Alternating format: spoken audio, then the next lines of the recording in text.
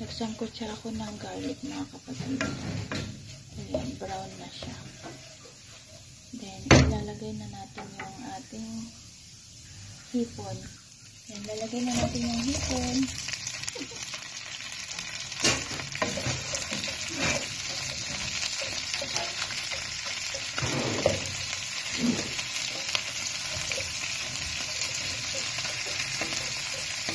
Napakuluan na natin sa Sprite yung hipon, mga kapatid, kaya ganyan na yung kulay niya.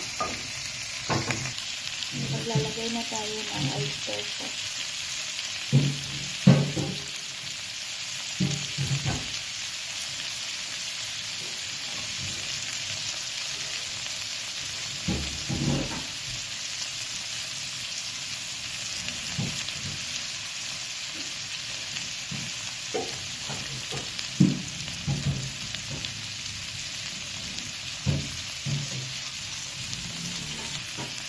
Mix ko na muna para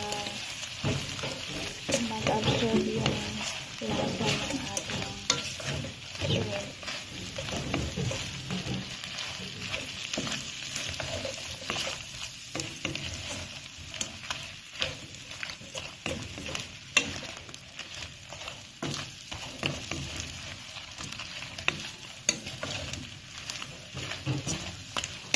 Kung napansin nyo po, mga kapatid, dry na siya.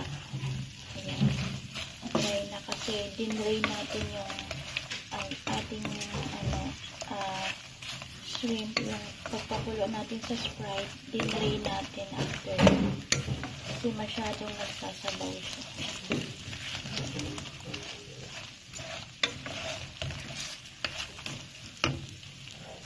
Ayan na guys, yung ating hipon na mayroong oyster sauce. Ayan, luto na po. Yummy! Good morning everyone. Good morning. Happy Wednesday. Ingat po. May God bless us all.